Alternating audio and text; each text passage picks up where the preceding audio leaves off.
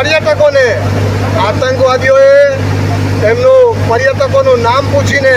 એમનો ધર્મ પૂછીને જે ગોળીબાર કરી અને જે મરણ પામેલા છે એમની પત્ની અને એમના પુત્રોની સામે જે ગોળી મારીને નિર્મમ હત્યા કરી એ પછી આપણા દેશના વડાપ્રધાનશ્રીએ કીધું કે આતંકવાદીઓને તેઓ કલ્પના પણ નહીં કરી શકે એ ભાષામાં અમે એમને જવાબ આપીશું અને દેશના લશ્કરની ત્રણેય પાંખોએ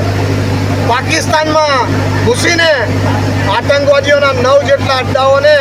દેશ નાબૂદ કર્યા અને 100 જેટલા આતંકવાદીઓનો ખાત્મો બોલાવ્યો અને ઓપરેશન સિંદૂરના નામે આ દેશના જવાનોએ આ ઓપરેશન પાર પાડ્યું। દેશના આ જવાનોના માટે